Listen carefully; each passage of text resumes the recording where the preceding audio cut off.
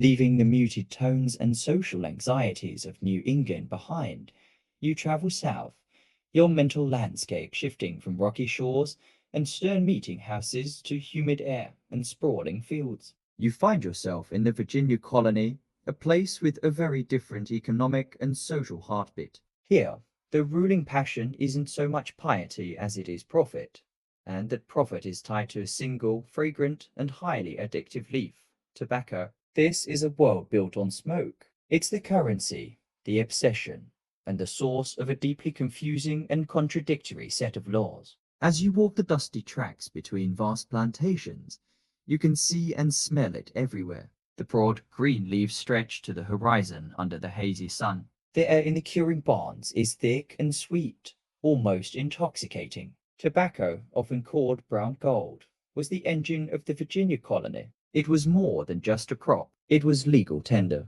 You could use it to pay your taxes, buy land, and even pay the salary of the local parish minister. Contracts were often written not in pounds sterling, but in pounds of tobacco leaf. The entire economy would collapse without it. So, naturally, the Virginia House of Burgesses passed laws to protect their golden crop. They mandated quality control, ordering that all inferior leaves, known as trash, be burned to keep the price of good Virginia leaf high on the European market. This is where the legal conundrum begins. On one hand, the government did everything in its power to encourage tobacco cultivation. In the early days, they even passed a law requiring every male colonist to plant a certain number of tobacco seedlings each year. They were legally obligated to grow the stuff. But on the other hand, the authorities were deeply worried about its social effects and the all-consuming focus it demanded. They feared the colony was becoming a one-trick pony,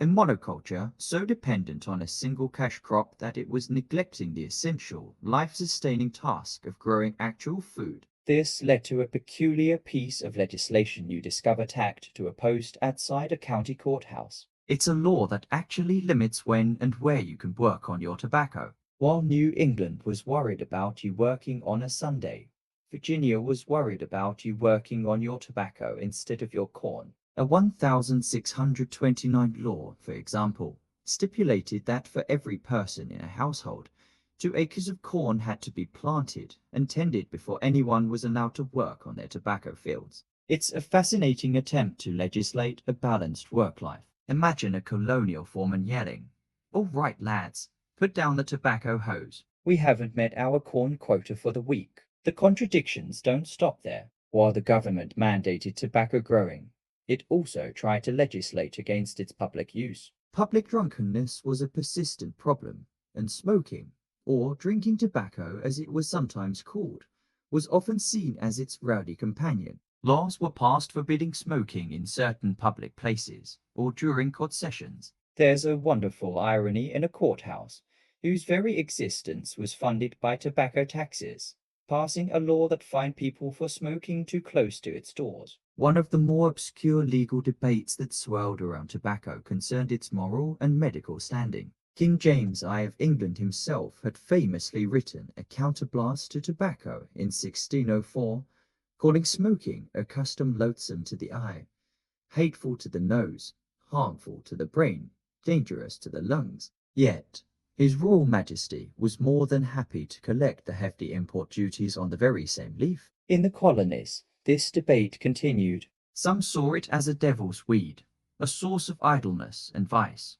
Others, however, touted it as a miracle cure. Colonial doctors and home remedy enthusiasts prescribed tobacco for everything from toothaches and snake bites to worms and skin ailments. There are surviving recipes for tobacco salves and syrups. Historians still discuss whether the anti-smoking laws were driven by genuine health and moral concerns, or if they were simply another tool for controlling public behavior and maintaining order, especially among the lower classes and indentured servants. So you find yourself in a world where you are legally required to grow a plant that you might be legally forbidden from smoking in town, which you use to pay the salary of the man who might preach a sermon against its corrupting influence. It's a system of paradoxes, a society completely hooked on a product it doesn't fully trust. As the sun sets, casting long shadows over the endless rows of green leaves. You watch a planter carefully inspect a leaf, holding it up to the dying light. His entire fortune, and the fortune of the whole colony, rests in his hands, a fragile, fragrant testament to the strange legal dance between necessity and virtue in colonial Virginia.